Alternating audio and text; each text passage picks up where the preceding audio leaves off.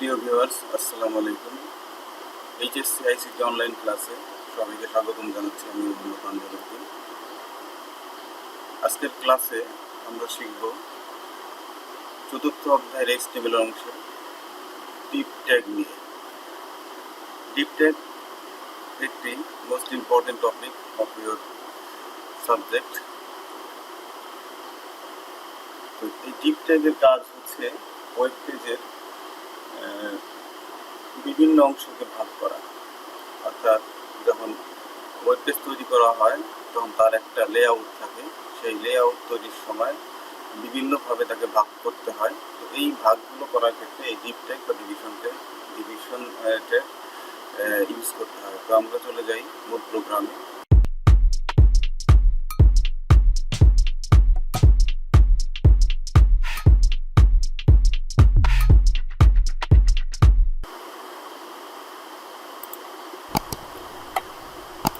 এখানে আমি একটি স্ট্রাকচার তৈরি করে রেখেছি ডিপ ট্যাগের। যেমন কোনো কিছুই লিখিনি, সেই কারণে এটাকে রান করলে কোনো কিছু আসবেও না, একেবারে ব্ল্যাঙ্ক দেখাচ্ছে। তো আমি এই ডিপ ট্যাগ সম্পর্কে এইখানে লিখব এবং রান করে দেখাবো যে এটার আউটপুটটা কী দাঁড়ায়। আমরা চলে যাই ডিপ ট্যাগের মধ্যে।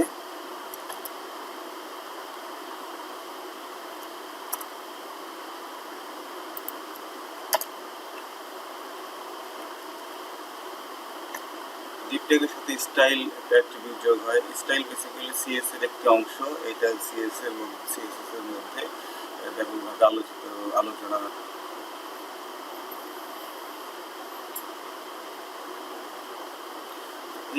এইটুকুই যদি আমরা রান করে দেখি তাহলে কি দাঁড়ায়।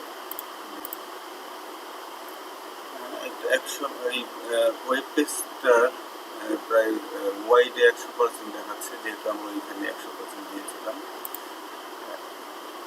এখানে একটা ডিপের কাজ শেষ হলো। তো আমরা বেসিক্যালি অনেকগুলো কয়েকটা ডিপের কাজ করবো।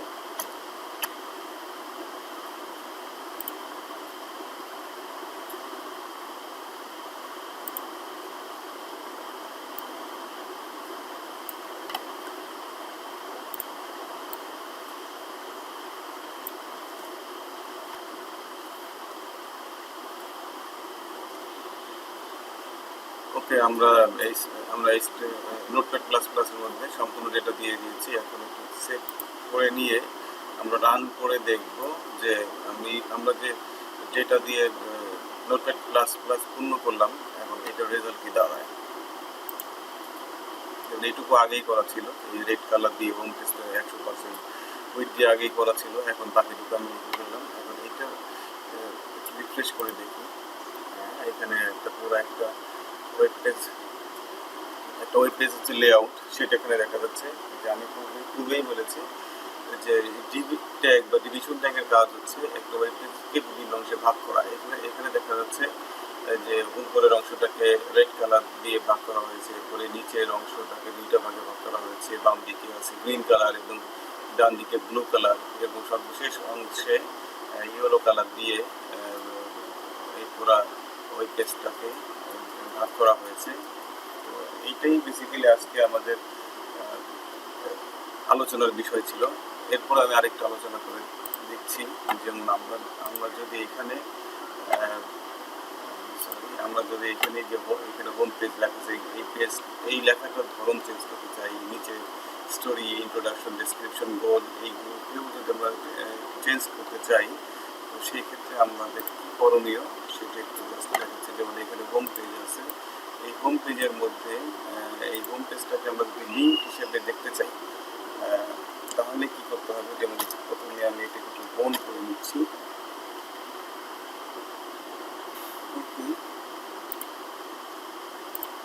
রান করে দেখি হোম পেজটা লিঙ্ক হয় কিনা। হ্যাঁ, এখানে হোম পেজ লিঙ্ক করা হয়েছে এবং এইটা লেখাটা একটু বড় হয়েছে, কারণ আমি H1 ট্যাগ ইউজ করেছি। নিচে যে হিস্ট্রি, ইন্ট্রোডাকশন, ডেসক্রিপশন, গোল, এইগুলোকেও যদি আমরা একটু বড় করে দেখতে চাই তাহলে আমাদের জাস্ট এখানে একটু চেঞ্জ করে দিতে হবে। সেটা হচ্ছে যে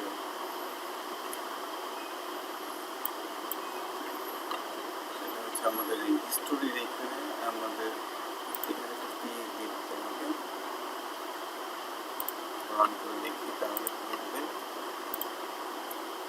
করলে এখানে লেখাটা একটু বড় হয়ে গেছে, তো আমরা এখানে ছোট করে দিই, যেহেতু একটু ভিতরে ঢুকে যাচ্ছে, তাহলে আমরা এখানে 3 করে দিই।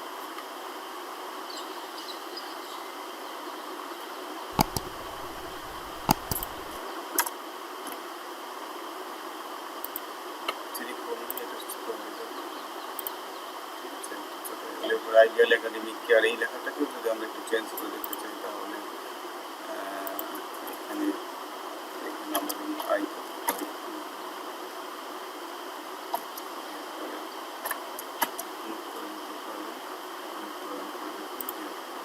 আইডিয়াল একাডেমিক কেয়ার একটু বড় হয়ে গেছে, এবং আইডিয়াল একাডেমিক কেয়ার লেখাটির সাইজ একটু বড় দেখাচ্ছে, এবং ইটালিক হয়েছে কারণ আমরা আইটা ইউজ করেছি। তো এইভাবে আমরা যদি ইচ্ছা করি এখানে এই বিউটিফুল এডুকেশন সেন্টার এই লেখাটিকে আমরা একটু বড় করে দিতে চাই, এবং এই লেখা আমরা যদি ফন্টের কালার চেঞ্জ করতে চাই, যেমন আমরা এখানে এই বিউটিফুল এডুকেশন সেন্টার এটা ব্ল্যাক কালারে আছে, ব্ল্যাক কালার হচ্ছে এখানে ডিফল্ট কালার। আমরা যদি এখানে এই শুধু এই বিউটিফুল এডুকেশন সেন্টার এই ফন্টটাকে যদি আমরা ফন্টের যে কালার এটাকে, ঠিক আছে, তো এইভাবে আমরা ইচ্ছা মতো অর্থাৎ আমাদের ইচ্ছা মতো আমরা অনেক কিছু এই ট্যাগের মধ্যে করতে পারবো। অর্থাৎ ডিপ ট্যাগের কাজ হচ্ছে একটা ওয়েব পেজকে বিভিন্ন ভাগে ভাগ করা, এবং এবং এর মধ্যে যে লেখাগুলো থাকবে সেই লেখাগুলো আমরা ইচ্ছা মতো বিভিন্ন ট্যাগ ইউজ করে বিভিন্ন রকম করতে পারবো। আমি রিপিট করছি পুরো ক্লাসটাই, যেমন এইখানে হোম পেজে যে অংশটা রেড কালারে আছে এইটাতে উইথে 100% দিয়েছি, তাই উইথ এই পেজের পুরাটাই দখল করে আছে। আর হাইটে 20% এর অর্থ হচ্ছে যে উপর থেকে নিচে রেড কালারের উপর থেকে নিচে এই যে 20% দিয়ে আছে, এই কারণে এইটুক পরিমাণ উচ্চতা ধারণ করে আছে। আমি ইচ্ছা করলে এইখানে বেশি কম করা যায়, হাইটে 30%, 40% দেওয়া যায়, দিলে এর হাইটের পরিমাণটা বেড়ে যাবে। তো রেড কালারের বিষয়টা গেল। এরপরে আমরা চলে আসি এই নিচের অংশে, যেখানে গ্রিন এবং ব্লু কালার দেওয়া আছে। তো এই গ্রিন কালারের এই অংশটা হাইটে দেওয়া আছে 30%, হ্যাঁ, হাইটে 30% দেওয়ার কারণে উচ্চতা এইটুকু হয়েছে। আর উইথ 25% দেওয়া আছে, অর্থাৎ এই যে রেড কালার যে 100% দেওয়া আছে আর গ্রিন কালার 25% দেওয়ার কারণে এইটুকু সে গ্রিন কালার ধারণ করে আছে। আর এরপরে যে ব্লু কালার যেটা দেওয়া আছে সেইটা 100%, যেহেতু এখানে গ্রিন কালার 25% দেওয়া হয়ে গেছে, তো বাকি আছে 75%। তো সেই কারণে আমরা এখানে উইথটা 75% দিয়ে দিচ্ছি, অর্থাৎ 75% দেওয়ার কারণে এই রেডের সাথে এই ব্লু কালার অ্যাডজাস্ট হয়ে গেছে, এখানে দেখা যাচ্ছে সমান হয়ে গেছে, অর্থাৎ একটু বেশি কম নেই। তার মানে এই গ্রিন এবং ব্লু এই দুটো মিলে 100% হয়েছে, যেটা উপরে রেড কালার একাই ধারণ করে আছে। তো আমরা এখানে ইচ্ছা করলে বেশি কম করতে পারি। আর এরপরে আমরা নিচে দেওয়া আছে যে এই বিউটিফুল এডুকেশন সেন্টার যেটা ইয়েলো কালারের মধ্যে আছে, সেইটা ইয়েলো কালারটা 100% উইথের মধ্যে আছে, এখানে দেখা যাচ্ছে 100% উইথ। এই জন্য পুরা তিনটা কালারই অ্যাডজাস্ট হয়ে আসছে এখানে।